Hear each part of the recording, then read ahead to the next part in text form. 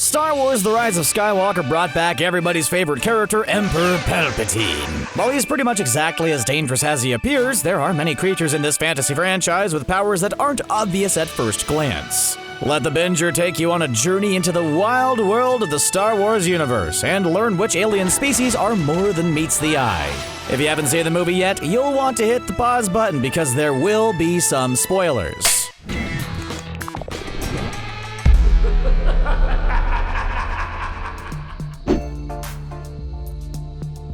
Unlike most of the creatures in this video, the Vexis Snake actually does look dangerous. Very, very dangerous in fact. This massive serpent is native to the desert world of Pasaana, which is located on the edge of the galaxy in the expansion region. Our friends Rey, Finn, Poe, Chewie, C-3PO, and BB-8 took a trip there in pursuit of the Sith homeworld Exegol, and had a little bit of a run-in with a Vexis Snake. Although they escaped unscathed, they were lucky to have done so considering how lethal this carnivorous snake can be.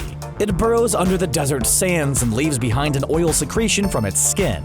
This causes the sand to harden and form massive networks of tunnels, just like the ones our heroes haplessly fall into. Although Rey was able to tame the Vexis Snake with her Force healing ability, this isn't a creature you should underestimate. Its body is massive and strong enough to crush humans, and let's not forget about its giant mouth filled with razor-sharp teeth. Although the Vexis Snake is frightening, it's also a great example of how to combine practical effects with CGI. It's actually a puppet controlled by a whole group of puppeteers, which made it look more realistic and allowed the cast to interact with it more convincingly. Little details like its saliva and blinking eyes were added later on in the movie-making process. Ever since The Mandalorian debuted on Disney+, it seemed like all anybody could talk about is the adorable Baby Yoda. But can we just have a moment of appreciation for the best new character in Star Wars The Rise of Skywalker, Babu Frick? Being a droid smith is a pretty awesome gig, even if you're doing so less than legally. Babu worked for the Spice Runners of Kijimi, and he clearly does a lot more than just patching up busted droids. When our heroes needed someone to override C-3PO's programming so that he could reveal the location of Exegol, Babu was the only person they knew of in the galaxy capable of pulling off such a feat. Oh, and just to make him even more awesome, he was voiced by the very talented Shirley Henderson, who you might know as Moaning Myrtle in the Harry Potter franchise. But not only is Babu Frick himself impressive, but so are his people. Anzellens like Babu might be small, but do not underestimate them. They're actually perfectly suited to delicate and potentially dangerous work like droid smithing because of the way their eyes function. They have floating corneal microlenses which allow Anzellens to make out microscopic details without requiring any sort of external magnification source. Yes, those small alien creatures can see even smaller details way better than the average human being, and that is an impressive and powerful talent. One of the major plot points of, well, pretty much the entire Star Wars saga is that the rebels aren't as well equipped as their evil enemies. They're just a ragtag group of people trying their best not to let the galaxy get totally crushed by the mighty fist of the Empire. The First Order uses kidnapped children to force into stormtrooper uniforms and arm with blasters which they use to varying degrees of success. But one thing about the Resistance is that they appreciate the different talents various species can bring to the table, so you'll notice that there are many non-human creatures among the ranks of the Resistance, and many of them have incredibly useful abilities. Bo-Regaev is a member of the Resistance military who uses his amphibious talents to his advantage. He's a lesser Telo, and they are equipped with a set of compound lungs that help them breathe in all sorts of conditions that might prove strenuous for other species. Bo's biology allows him to excel on missions where the oxygen levels are thin without having to lug around a ton of equipment. Just how much of the Empire's cash is spent trying to work around the limitations of their stormtroopers' biology? Now let's take a look at another interesting member of the Resistance military. Vazzet Dipterz and Wizzich Mozzer may look like pests, but they're really anything but. And not just because Wizzich Mozzer was played by the famous Warwick Davis, who also portrays Wicket the Ewok. Psychelorians have compound eyes much like many insects here on planet Earth. Although these eyes can't see particularly well, they can look in many different directions at the same time. It's a lot harder to sneak up on a Psychelorian than you might think because their eyes make them sensitive to movement and can see a wide range of activity.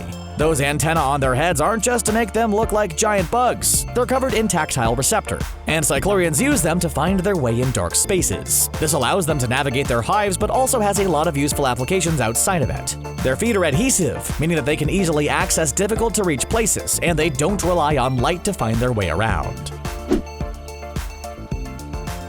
What's better than one Star Wars creature with unique abilities? Two of them, of course. This makes the Reese-Aryans extra impressive.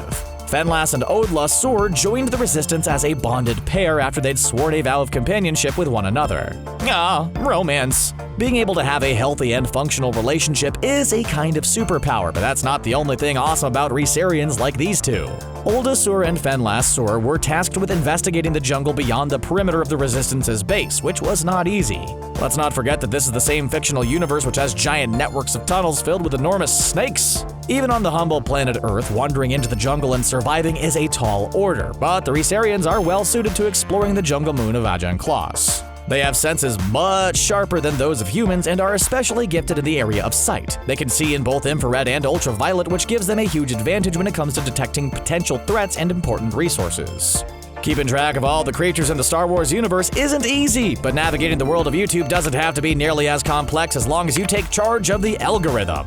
To make sure you stay up to date with the latest videos from us here at The Binger, just click on that subscribe button and turn on your notifications either right here from this page or the settings menu if you're on mobile. Now let's get back into the wild, weird, and wonderful aliens of Star Wars. Reese-Aryans are well suited for scoping out large areas of terrain and assessing threats, but the Shaqiri are able to aid the Resistance in a different manner. Although you can't tell just by looking at them, these creatures have special skeletons that are quite different from our human ones. Instead of stupid bones like we have, they rely on an inner structure made of cartilage to keep their shape.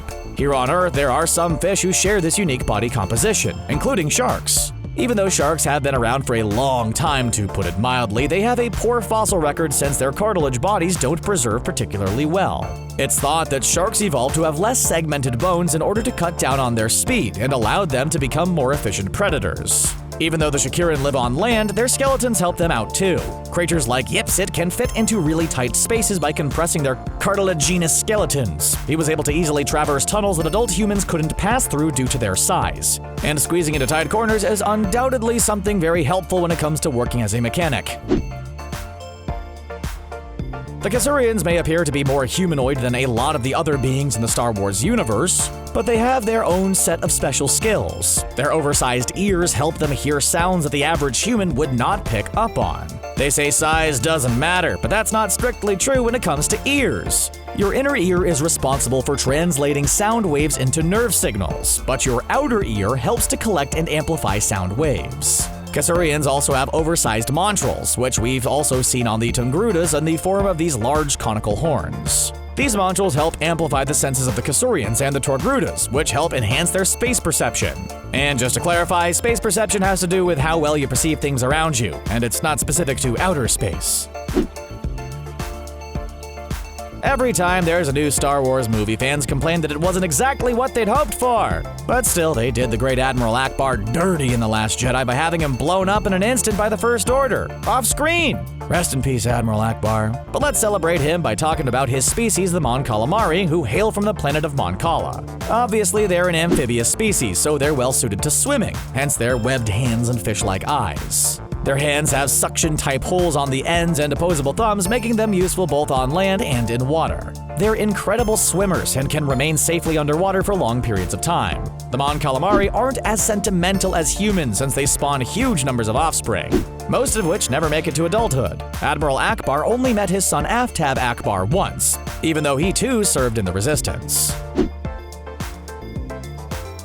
Okay, so Ewoks didn't exactly make their debut in the Rise of Skywalker, but they still made a very awesome cameo that had our nostalgia receptors going off. If you've seen the original trilogy, and really who hasn't at this point, then you know not to underestimate the Ewoks. They may look like giant cuddly teddy bears, but they'd sooner spear you and eat your flesh than let you give them a hug, no matter how much you really want to. We've seen them overpower humans in Return of the Jedi, and during the Battle of Endor, they even managed to take down AT-ST. Just because they're primitive by Star Wars standards doesn't mean they can't absolutely eviscerate folks. A wooden spear isn't as fancy as a blaster, but it can still do a whole bunch of damage, especially since the average Ewok has way better aim than the average stormtrooper. And yes, one of the Ewoks who popped up at the end of the Rise of Skywalker was indeed played by Warwick Davis, who was only 11 the first time he put on that Wicket costume. The other, younger Ewok was his son Pommet, who was played by Warwick's son Harrison Davis. Gee, I wonder how he came up with that name. Even though we didn't get to see the Ewoks wrecking house in this movie, it's nice to know that our favorite lethal outer space teddy bears are doing well for themselves.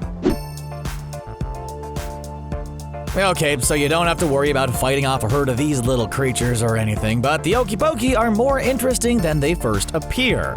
They're cliff-dwelling rodents who hail from the desert planet of Pasaana, and living life on a cliff face is far from easy. Their huge ears are tipped with sensitive tufts which help them sense the direction of the wind. Their ears can vibrate in order to detect distinct sounds. Even their little eyes are capable of vibrating in order to see sounds, meaning sneaking up on one is not easy.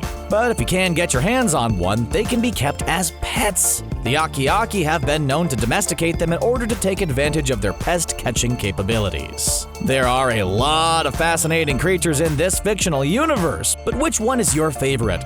Come on, don't you all pick Baby Yoda? Share your choice with us in the comments section below. And then click on that subscribe button for more new videos from us here at The Binger. Thanks for watching, and we'll see you again next time.